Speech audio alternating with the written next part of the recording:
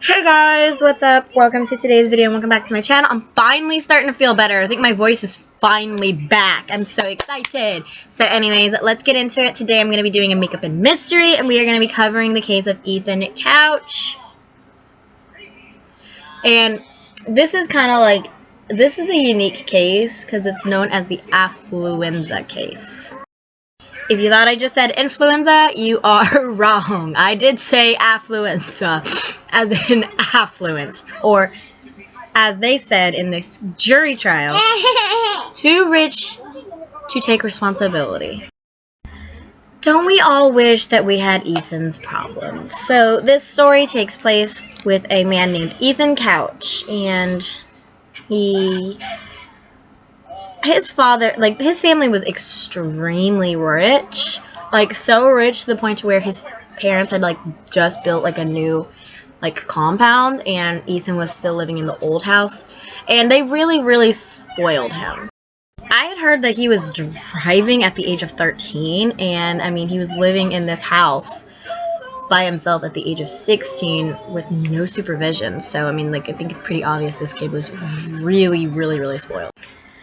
So this story takes place on a night where Ethan Couch actually decided to host a party. And earlier on this night, Ethan Couch and his friends had actually gone to Walmart where they stole a few cases of beer, and they do actually have this on surveillance.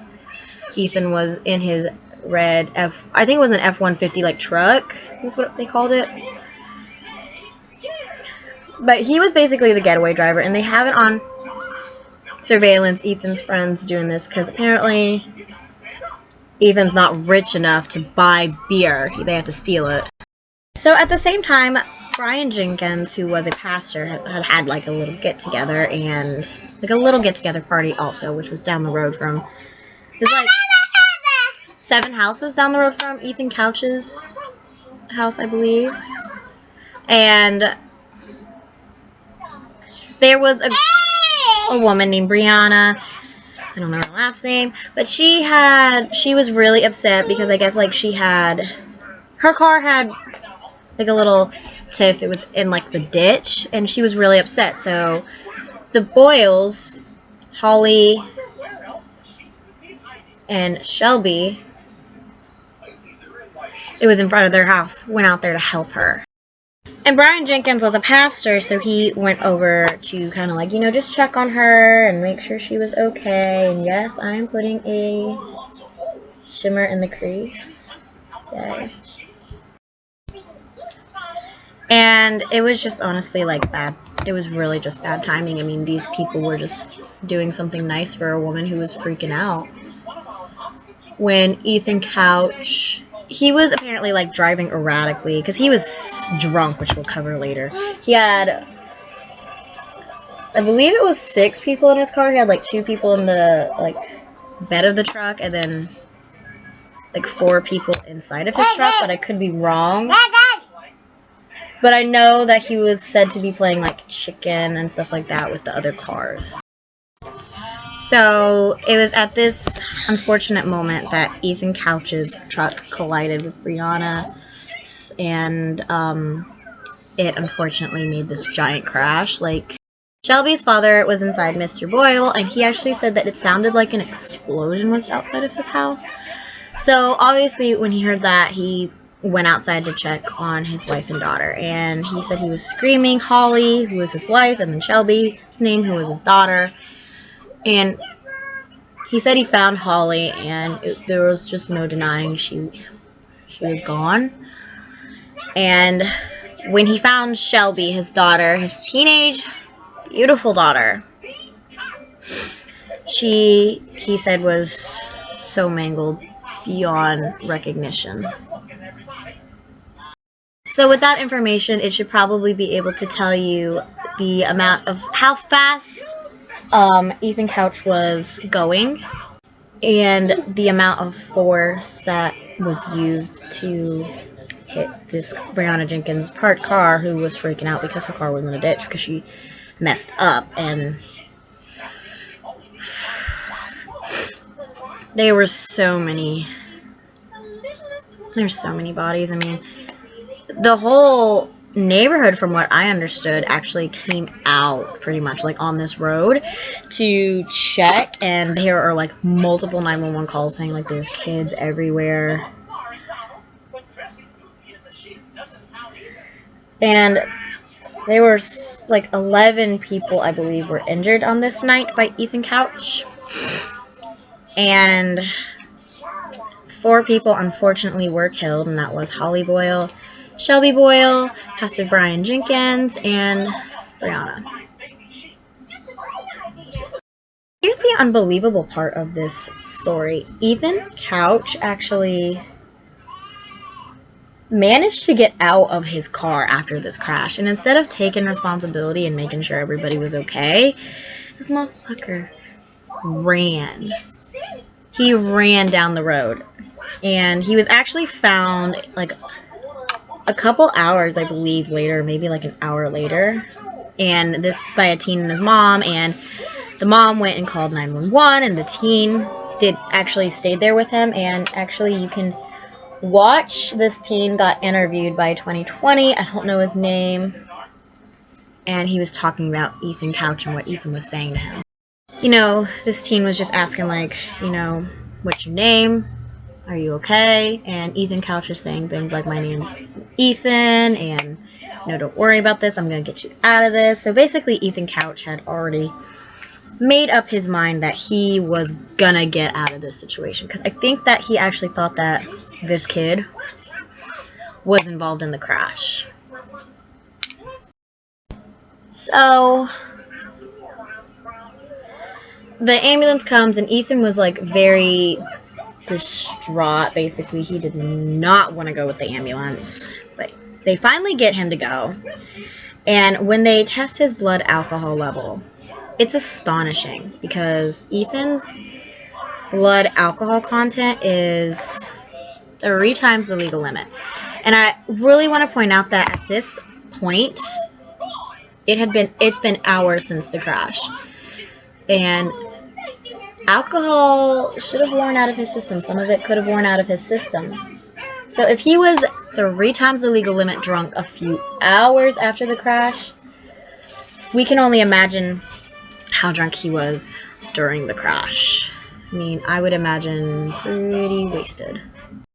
I'm doing a light structure to my brow today, which is why I've got the kind of look I've got. So Ethan Couch is arrested on 4 counts of, I think it was intoxicated manslaughter, and he got 4 counts of that for the 4 people he killed in the crash. Okay, okay, guy. Which honestly isn't enough when you think about it. The prosecution was trying to try Ethan as an adult, and they were trying to get to 20 years. And this is where the affluenza comes into play, because the defense actually had a psychologist testify stating that affluenza is a thing. Basically stating that Ethan Couch was too rich and too privileged to take responsibility, to understand the responsibility of his actions. And Ethan Couch has never actually been remorseful towards his victims, at least from what I found.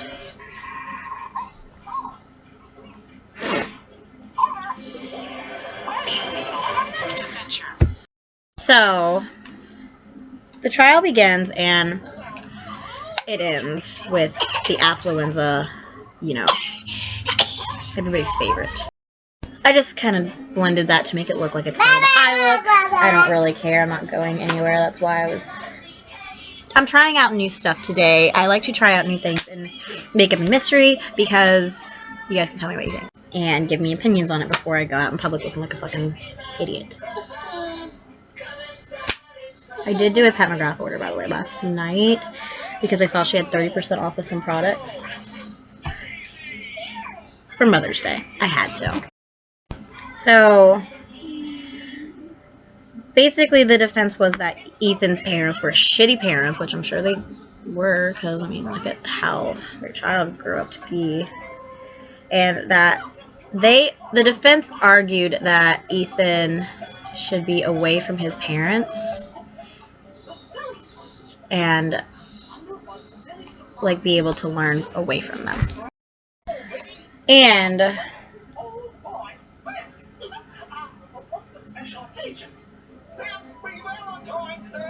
the judge ruled in this case that the defense was basically right. And what I mean by the judge basically ruled that the defense was right was the judge ruled Ethan basically guilty, but not really, because he didn't get jail time. He agreed that the parents were to blame and sent Ethan away from his parents and put him in a rehab facility, which this actually angered the community. This actually angered the community because the community actually believed that Ethan should have gotten jail time, which I think a lot of people believe that. A lot of people believe that Ethan should have gotten jail time, and I believe so too. And what is crazy is that Ethan Couch's parents actually ended up divorcing in the midst of this, which, I mean, you can kind of see why you can't blame them. Ethan probably put a lot of stress on their marriage with being called shitty parents. They were. And Ethan's mother actually took Ethan and ran. So they jumped out on Ethan's bond, basically. And I believe it was Mexico is where they went to, and Ethan Couch actually ordered pizza on his phone. And that's how they got his ass, because they tracked him through pizza. And they arrested Ethan and his mother. And what's amazing about this case is Ethan's mother was in jail longer than Ethan was, and all she did was aid and abet. Ethan literally killed 4 people, and she helped him escape, and she got more time than he did. How is that fair? This kid has gotten so many chances, and my question is when is his next mess up gonna be? How badly is somebody gonna get hurt? You know, come here. Those are my questions. It really changed the lives of 4 families and didn't care. He did not care. He still doesn't care. And he still doesn't care. Which is just so crazy. So that is the story of Ethan Couch. White and rich and privileged. That's all I can say. So I hope you guys enjoyed. So like, comment, subscribe, and ring the bell. All that social media great stuff. And I will see you guys in tomorrow's video. Bye guys.